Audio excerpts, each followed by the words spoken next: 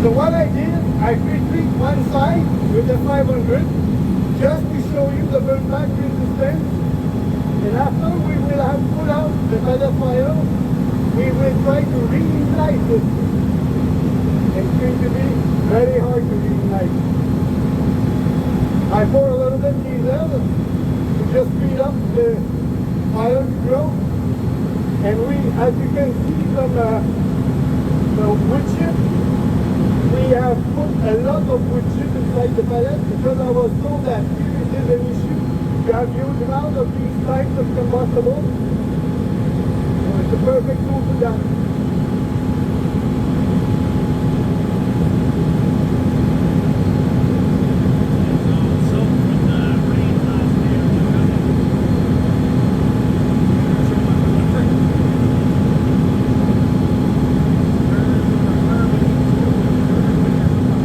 By the time the fire is going on, to give you a little story about F500, okay? At the very beginning of the company, which is nearly 30 years old, so it is not new at all, and the technology has changed a lot since it has been developed. At the very beginning, it has been developed for petroleum industry and pipeline industry who experience lots of petroleum leaks. So this product was developed to encapsulate those petrol that had been soaked into the soil. So because it is biodegradable, and we do have the study of Clemson University that explains everything about the technology, so feel free to ask and we'll send you that info. So at the very beginning, that was the initial thought of this product, was to soil remediation. And after a couple of years, these companies have some fire brigade. And fire brigade said to themselves, if it renders the combustible non-combustible, should be fine to put fire out, right? So they did their own testing. And this is these people who call the president, Mike Reiner, who still is the president after 30 years of the company today. And they said, hey, Mr. Reiner, do you know how wonderful your product is to put out Class B fire? His answer was, repeat that please, because he had never think of making a extinguishing agent. He was thinking of making a soil bioremediation product. So this is why we are so confident in this product and technology. Thus today we encounter more and more magnesium in car fire, right? And we need our firefighter to stick that with no problems. And because we put out Class D fire, we also put out, guess what? Lithium-ion battery fire.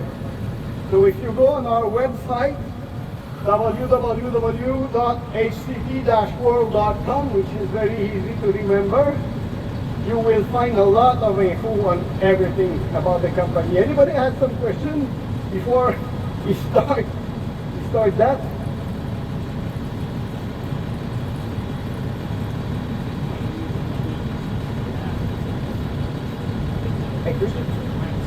Let it go for a while, light the tires, and then come back here.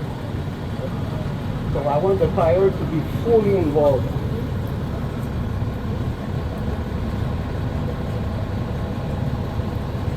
Any question up to now?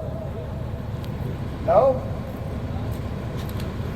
For those of you who are from PEI, your supplier here in PEI is P&G Fire and Safety, to who I thanks for organizing this demo this afternoon. If you are from Newfoundland, it is Douglas Kirby of First Response who is supplying the product. And for those of you who are from Nova Scotia, this is okay. First Response supply equipment. Okay. So, anyway, First Response is for PEI with P&G and for Newfoundland. And for the New Brunswick and Nova Scotia, it is Cummins.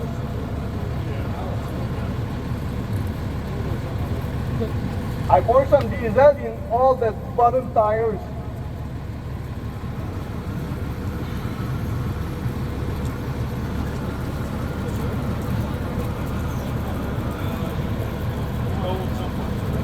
So depending how fast this wood fire is going to evolve, we may put out the other one first.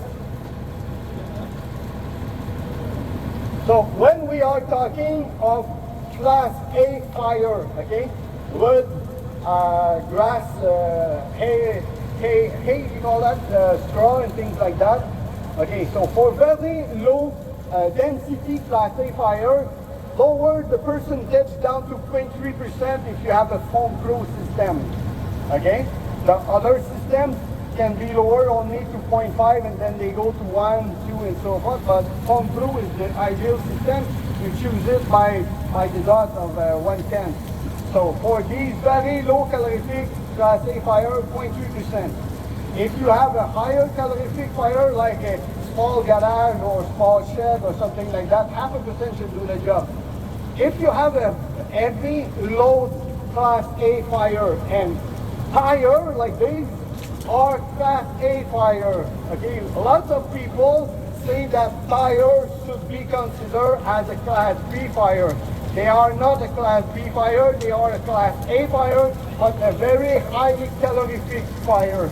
So use 1% of F500 to put it out. Actually, my TKO is being set up for 1% only. Anything else you encounter, any class B fire or missile fire or whatsoever, go up to 3%. And because it is an encapsulator, not a foam, you don't want to aspirate air with it. So you don't need any air aspirating nozzle. If you have a compressed air foam system on your truck, a cast system, you need to use the proportioner of your cast system, but don't engage the air compressor because you don't want to have some air in the F500. Any questions so far? So it is as easy to apply as it is with plain water. We know that our firefighters are not very familiar to use foam because they don't practice using foam because of the cost. And because they don't practice foam, they're not used to apply it.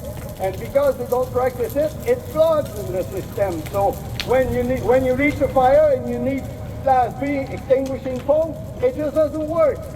F500 will never clog. It looks like maple syrup, doesn't have the same taste, apologize, but it'll stay like that forever.